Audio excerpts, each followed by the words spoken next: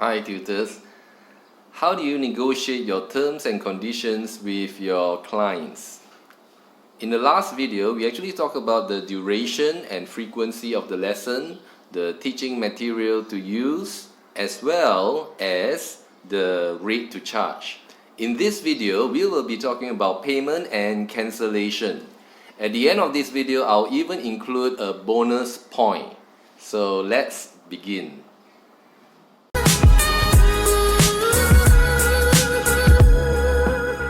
Payment.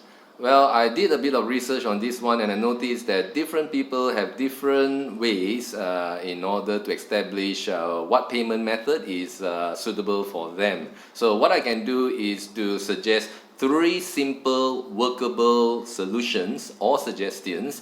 The first one being that the end of the 4th lesson concept. This is the buy now, pay later concept. So that means that the student have the first lesson, second lesson, third lesson and 4th lesson with the tutor, and at the end of the 4th lesson the student will pay. And it is good for customers or clients because it provides them with greater flexibility in terms of payment. What is the disadvantage? Well, in terms of the tutor, sometimes the clients are late to pay, so sometimes their payment will drag on to the 5th week or the 6th week and so forth. So that can be a disadvantage. Now let's look into the second suggestion. The second suggestion is pay for each lesson. Now with this suggestion, it is really good because it is fair for all. So that means that each time the tutor comes to the student's house, the tutor gets paid at the end of the lesson.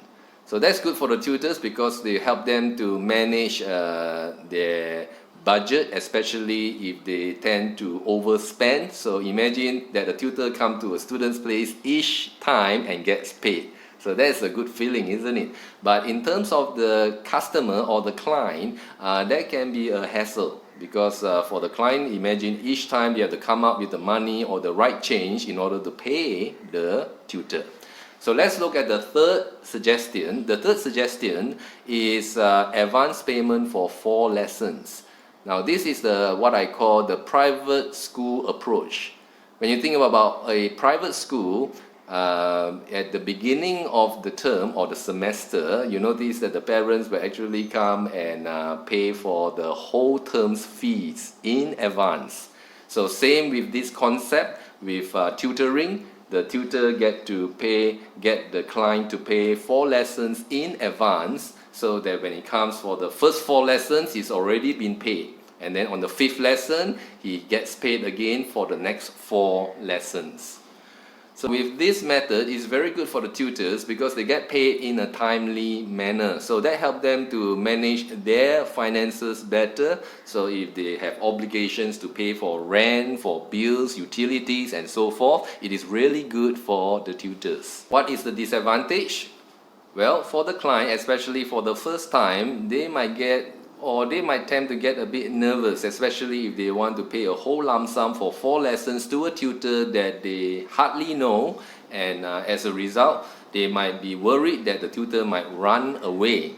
So what is a possible way to avoid this sort of disappointment? Well, it is good for clients or mothers or fathers when they look for tutors. They do a thorough background check on the tutor. If they find out about the tutor through a recommendation, that is a very good way to find a trustworthy tutor. And also, in tutor websites, parents may see that with some tutors, they have many good reviews from past clients. So that is a really good indicator that the tutor is honest and trustworthy. How would you decide on the payment methods? I've already given you the 3 ways. So it depends on tutor. Some tutor is comfortable to go with the end of the 4th lesson payment and then slowly transit to pay for each lesson. And with others, they prefer to pay advance payment for 4 lessons. Look at the second part, which is cancellation.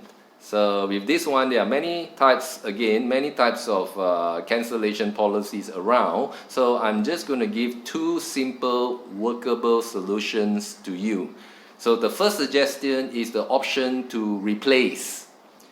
Means that when a student needs to cancel a lesson, he gets a replacement lesson. So let's say that during the week on a Monday for the scheduled lesson, the student has to cancel the lesson. So probably the replacement lesson will be on a Wednesday on the same week. So one advantage of this way is that it provides greater flexibility for the client, and especially for clients which has a busy schedule, knowing that if he needs to cancel a lesson, he can still continue with another lesson on the same week. Another advantage of this method is that it's for the tutor. So if the tutor finds out that the student needs to cancel a lesson and then he replaces another lesson, that assures the tutor that he still get pay for that lesson for the week. One disadvantage of this way, tutor's point of view, this way can really mess up their schedule, especially if a tutor has made prior or initial engagement or appointments. He or she may need to cancel as a result of replacing a lesson on behalf of the client. So that is something for tutors to consider. Okay, and the second method of cancellation is the 50% cancellation fee. So that means that if a client decides to cancel, then the tutor will charge the client 50% of the cancellation fee. Well, for the tutor, because that slot has already been booked by the client, so if the client suddenly decides to cancel that slot itself will not be able to be used for anyone else or for anything. So the income on that slot itself. Having said that, it works both ways. Yeah, because if the tutor decides to cancel, then the tutor needs to pay the client 50% of the lesson fee. With this way, the advantage is that the client don't lose the whole lesson, as opposed to a private school. So after they made the payment, so whether they attend or don't attend the lesson, they still have to pay for the full fee or the full lesson. Whereas with this method, the client gets to pay 50% or half of the lesson fee, and at the same time, for the tutor, they will be able to recover half of the income for that lesson. This way is that when the parents decides to cancel the lesson because the student or the child is sick, so with that way, then the parents have to pay 50% to the tutor. But other times the tutor also gets sick, so therefore in that instance the tutor also pay 50% to the client or to the parent. So in the long run, it kind of balances out on its own. What is one disadvantage of this way? Well, if the lesson is cancelled and there is no replacement, that means that the student will lose the lesson for the week. In terms of holidays, I guess each tutor need to make a decision on this one, on how long or how much prior notice is needed. So now we have discussed the payment and cancellation already. Now for the bonus point, I'll be talking about when is a suitable time to talk about these terms and conditions. Well, in the last video, we talked about the duration and the frequency of the lesson, the teaching materials, as well as the rate. And for today's lesson, today's video, we talk about the payment.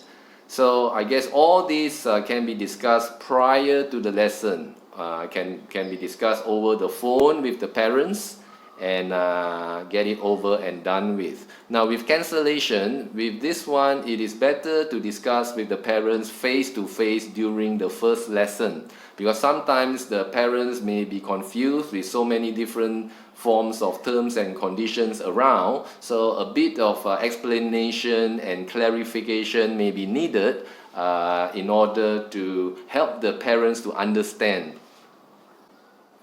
Thanks again for watching, and please comment below in the comment box on what is the payment methods and cancellation policies that you use. See you next time.